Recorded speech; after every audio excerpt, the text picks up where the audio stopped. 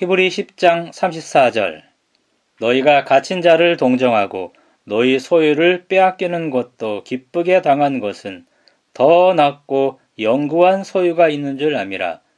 죽음의 수용소에서라는 책을 쓴 빅토르 프랭클은 유대인이었습니다. 그는 2차 대전 당시 독일인들에게 체포되어서 수용소 생활을 했습니다. 프랭클은 그곳에서 고통을 극복하는 심리학을 연구했습니다.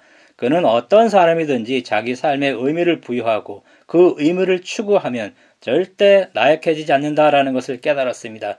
그리고 그는 2차 대전이 끝난 후에 석방되어서 로고테라피라는 심리학의 한 분야를 개척했습니다. 수용소 사람들은 1944년 크리스마스까지는 해방이 되어서 집에 돌아갈 수 있으리라는 막연한 희망을 품었습니다. 거의 확신에 가까운 기대로 굳어졌습니다. 희망적인 소문 때문에 죽어가던 유대인들의 수가 현저히 줄어들었습니다.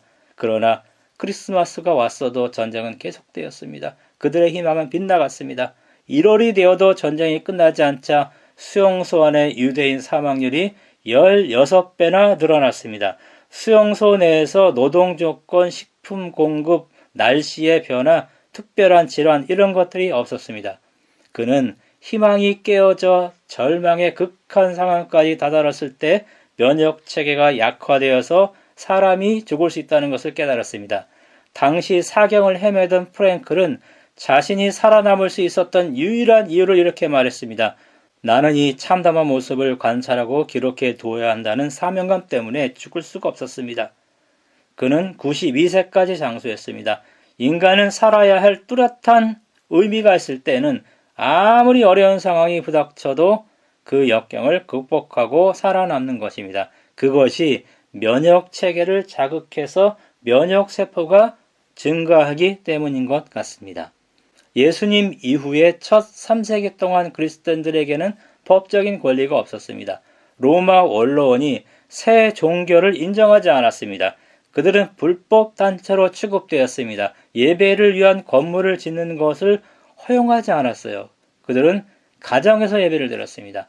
예수 이름을 시인하는 것만으로도 그들은 체포되었고 신문을 받았고 지역적으로 간헐적인 핍박이 있었습니다. 당시 그리스도인들은요, 빛을 받은 후에 믿음 때문에 혹독한 고통을 당했습니다. 그들은 공개적으로 모욕을 당했습니다. 핍박을 받았습니다. 투옥되었고 재산도 몰수되었습니다. 그럼에도 그들은 그리스도인으로서 자신들의 믿음을 고수하며 기쁘게 당했습니다. 왜냐하면 그들은 더 낮고 영구한 산업이 있는 줄을 알았기 때문입니다. 지금도 신앙 때문에 오는 고난의 큰 싸움을 견디는 사람들이 있습니다. 전향 간첩들에 의하면 지금 북한에도 지하에서 비밀히 신앙생활을 합니다. 선교 활동이 발각되면 즉시 공개 처형을 당하는 위험 속에서 그들은 신앙을 계속 지켜나가고 있으며 자기 자녀나 다른 사람들에게 조심스럽게 기별을 전한다고 합니다. 2023년에 하루 평균 최소 13명의 기독교인이 신앙 때문에 죽었다고 합니다. 2023년 9월 30일까지 그 해에 4,998명의 기독교인이 살해당했다고 합니다.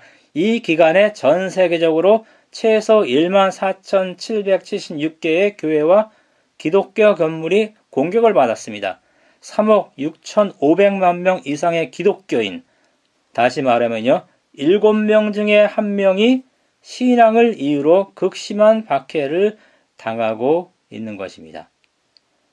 담대함이 있어야 큰 상을 얻는다고 35절에 말합니다. 그리고 인내가 필요하다고 36절에 말합니다. 그래야 약속을 받는 것입니다. 여기서 말하는 약속은 34절에 더 낮고 영구한 산업입니다. 35절에 큰 상을 말합니다. 그리스도인은 언제까지 인내해야 하는가요? 37절은 재림 때까지 인내하라고 말합니다. 그들은 환경의 압박에서 오는 좌절감뿐만 아니라 재림의 지원에서 오는 좌절감이 있죠. 우리는 지금 그들보다 2000년이 더 지난 시대에 살고 있으며 아직도 재림을 기다리고 있습니다. 바울은 그들에게 37절에서 39절에 권면을 합니다. 37절에는요, 한글 성경에는 왜냐하면이라는 단어가 생략이 되었어요. 왜냐하면 잠시 잠깐 후면 오실 리가 오시리니 이렇게 나오죠. 히브리서에는요, 재림에 대한 주제가 나와요. 9장 27절, 28절, 10장 25절, 37절, 12장 26절, 27절에 나옵니다. 38절, 39절에는 믿음을 강조합니다. 38절은 의인은 믿음으로 살리라. 이런 하박국 선지자의 예언을 인용하면서 하나님의 약속을 상기시킵니다. 하박국은 3장 16절에서 17절의 상황에서도 여호와를 인하여 기뻐하며 구원의 하나님을 인하여 기뻐하며 믿음으로 살 것이라 이런 표현을 합니다. 하박국 시대에는요, 정치, 경제, 신앙적으로 어려운 때였어요. 애굽의 국군이 기울어져서 유다를 더 이상 도울 수가 없었습니다. 바벨론이 아수르를 멸망시키고 유다를 침략해 온다는 소문이 돌았습니다. 중동 지방에서 침략자들은 침략하면 과수나무를 다 잘라버려서 폐허가 된 강산에서 먹고 살 수 없도록 만들어버립니다. 그럴지라도 하박국은 하나님으로 인해 기뻐한다는 믿음의 고백을 합니다. 고마운 것, 좋은 것, 형통한 것, 건강한 것, 편안한 것, 이런 것들에 대해서는 누구나 다 감사하고 기뻐합니다. 그러나 당연한 것들, 예를 들면요, 공기, 물, 햇빛, 비, 산, 부모, 자녀, 아내, 남편 등등 이런 것들로 인해서도 우리는 감사하고 기뻐해야만 합니다. 그리스도인은 더 나아가서 기뻐할 수 없는 것들, 역경이나 고난이나 악조건이나 불공평이나 불합리한 상황 이런 것들도 감사하고 기뻐합니다. 그리스도인은요, 무화과, 포도, 감람나무 열매, 식물, 양과 소 이런 것이 없을지라도 하나님 때문에 기뻐합니다. 목사는 교회의 교인이 적어도 기뻐해야만 합니다. 교인들도 각종 어려움 중에 있어도 구원의 하나님 때문에 기뻐해야만 합니다. 하박국의 이름에 그의 믿음이 나타나 있어요. 하박국은 포옹이라는 뜻이죠. 동사 하바크, 포옹하다, 끌어안는다. 이 동사에서 온 단어입니다. 메리 스티븐슨의 모래 위의 발자국이라는 시가 있습니다. 주님과 함께 바닷가를 거닐었는데 그가 가장 비참하고 슬플 때, 주님을 가장 필요로 할 때 오직 하나의 발자국만 있었죠. 그가 왜 나를 떠났냐고 주님께 반문할 때 마지막 문단에 이런 내용이 있습니다. 나의 귀하고 소중한 아이여, 나는 너를 사랑했고 너를 결코 떠나지 않았단다. 내 시련의 때, 고통의 그때에도 내가 본 오직 그 한 발자국은 내 발자국이니라. 그때 내가 너를 품에 안고 걸었노라. 하박국은 아주 어려운 상황에서 하나님이 그를 포옹하고 있었다는 것을 알았습니다. 이사야 63장 9절 그들의 모든 환난에 동참하사. 이사야 46장 3절 4절 야곱의 집이여 이스라엘의 집에 남은 모든 자여 내게 들을지어다. 배에서 태어남으로부터 내게 안겼고 태에서 나무로부터 내게 업힌 너희가 노년에 이르기까지 내가 그리하겠고 백발이 되기까지 내가 너를 품을 것이라.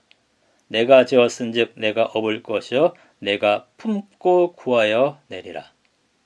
신명기 1장 31절 광야에서도 너희가 당하였거니와 사람이 자기의 아들을 안는 것 같이 너희 하나님 여호와께서 너희가 걸어온 길에서 너희를 안으사 이곳까지 이르게 하셨느니라 하나. 하나님이 이스라엘을 안고 인도했습니다.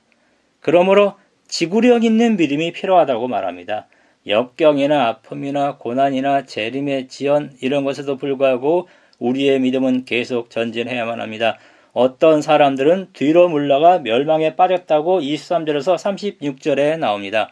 당시 뒤로 물러가는 자들이 있었습니다. 그들에게 이렇게 38절에 권면을 하죠. 뒤로 물러가면 내 마음이 저를 기뻐하지 아니하리라. 39절은 이렇게 말합니다. 우리는 뒤로 물러가 멸망할 자가 아니요 오직 영혼을 구원함에 이르는 믿음을 가진 자니라. 빅토르 프랭클이 말한 그리스도인의 삶에 의미를 주는 것들은 무엇인가요? 우리에게는요, 더 낮고 영구한 소유가 있다고 34절에 말하고 35절에는 큰 상이 있다고 말하고 36절에는 약속이 있다고 말하고 37절에는 재림이 있다고 말하고 39절에는 구원이 있다고 말합니다. 그 외에 우리가 고난 중에 있을 때 하나님이 우리를 포옹하고 있습니다. 이것들은 우리의 삶에 의미를 더해주는 것들입니다. 따라서 우리는 나약해지지 않고 기쁨으로 역경을 극복할 수 있습니다. 우리는 살아남을 수 있고 담대함을 가지고 인내하며 믿음을 지킬 수 있는 것입니다.